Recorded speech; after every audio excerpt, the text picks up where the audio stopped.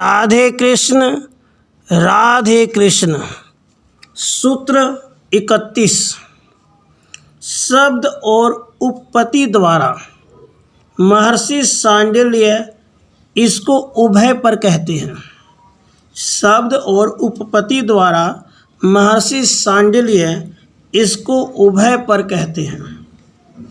परम ज्ञानी सूत्रकार महर्षि इस सूत्र द्वारा द्वैत और अद्वैत इन उभय मतों का एक स्थापन करके कहते हैं कि दोनों आचार्यों का मत ठीक ही है।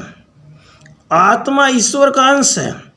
यह बात युक्ति और विचार द्वारा सिद्ध है। विशेषतः ईश्वर और जीव से इस प्रकार का संबंध होना सब दर्शनकारों ने ही स्वीकार किया है।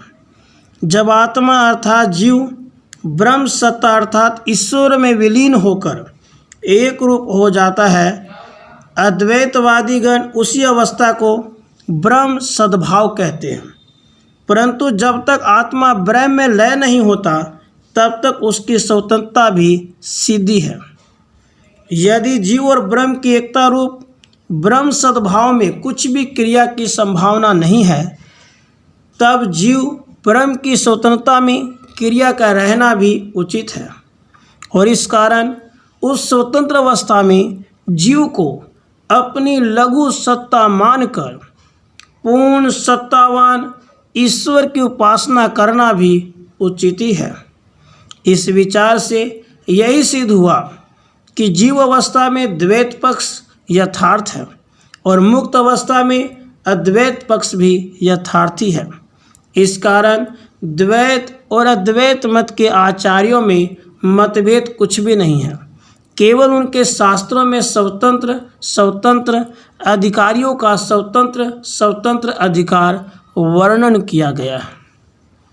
32वां सूत्र। वैषम्य होने से यह असिद्ध नहीं होगा। वैषम्य होने से यह सिद्ध नहीं होगा क्योंकि यह ज्ञान की तरह अवैशिष्य है।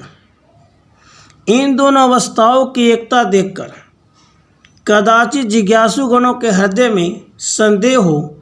इस कारण उनके संदेह दूर करने के लिए महर्षि सांडिल्य जी कह रहे हैं कि जिस प्रकार भिन्न भिन्न देशों के भिन्न भिन्न समय की घटना एक ही साथ स्मरण होने पर भी उनमें किसी प्रकार का वैषम्य नहीं रहता, उसी प्रकार वैसा होने पर भी ईश्वर में किसी प्रकार की वैषम्यता नहीं आ सकती।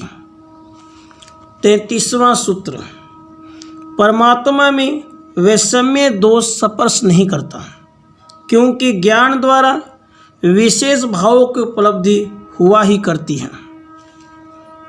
परमात्मा में कुछ भी विषमता का कारण हो ही नहीं सकता क्योंकि जीवों की जो भिन्न भिन्न भावों का अनुभव होता है वह उसके अल्प ज्ञान से होता है।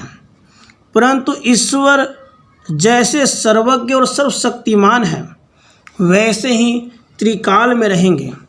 जीव में अल्पज्ञता है, इस कारण उसमें बुद्धि की चंचलता भी है।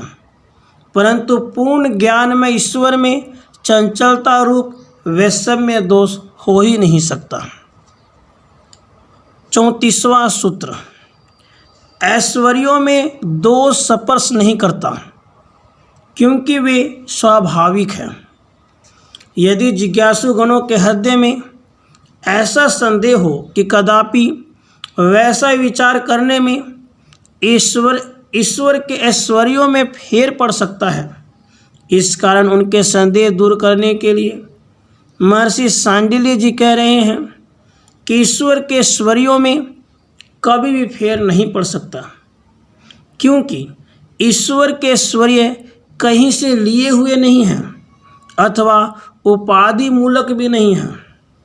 जैसे प्रकाश और दहन शक्ति अग्नि की स्वाभाविक और नित्य स्थायी शक्ति है, वैसे ईश्वर के ऐश्वर्य भी स्वाभाविक है। और जब ईश्वर में दोष स्पर्श नहीं कर सकता तो उनके स्वाभाविक ऐश्वर्यों में भी दोष स्पर्श करने की संभावना नहीं है। 35वां सूत्र। ईश्वर के ऐश्वर्य कभी भी प्रतिसिद्ध नहीं होते हैं।